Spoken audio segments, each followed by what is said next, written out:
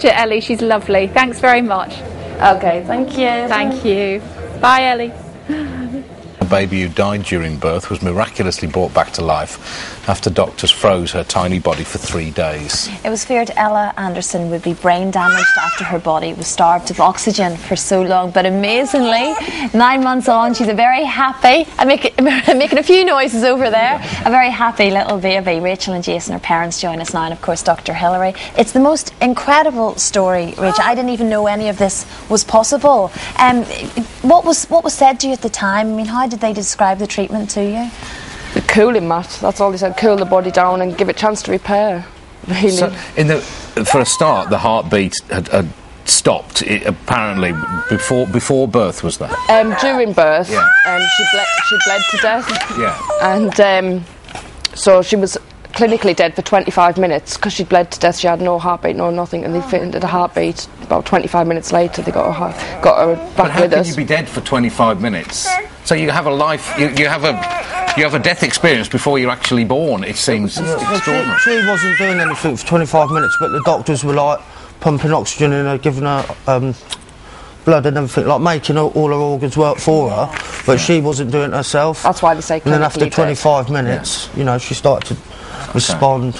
So she's got through that, and then she's basically put in the deep freeze, as I understand it, then for 3 days. What was the procedure then? So they call her body temperature down to what? 33.5 degrees. So we're normally at 37. Yeah. So how do they achieve that then? They took it down, they put her on this cooling blanket, which wrapped her whole body in cooling blanket and her head, and they took it down 0.5 degrees per hour, because it has to be done really slowly because there's risks all the time.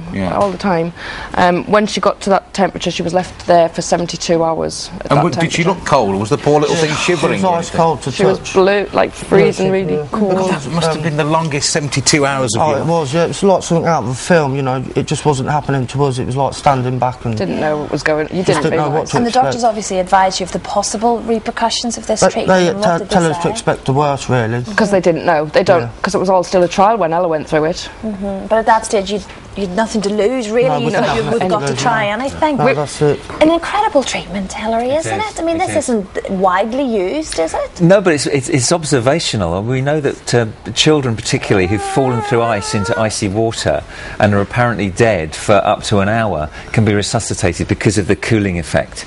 It slows the metabolism of the body, so there's no oxygen being required by the cells of the body, and it enables the brain to survive, particularly in small children.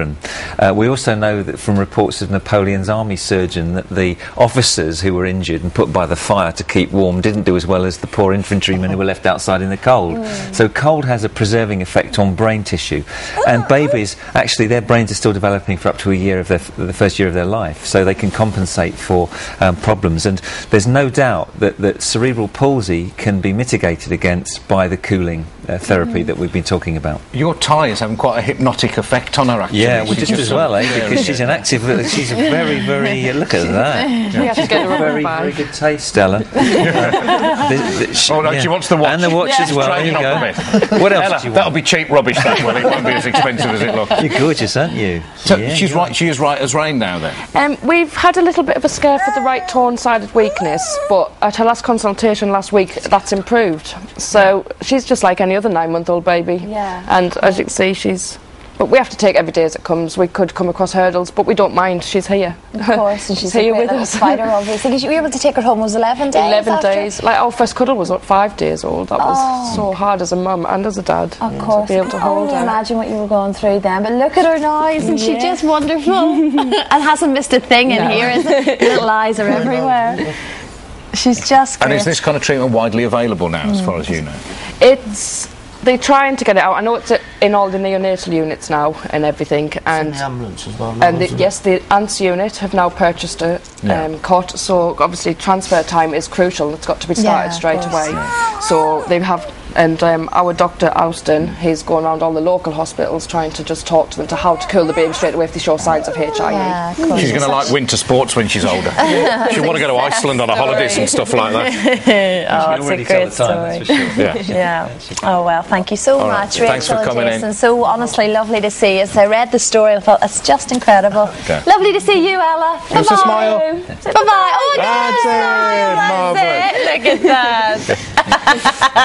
She's smiling away now. Oh, Okay. I get that. All right, still to come on Daybreak.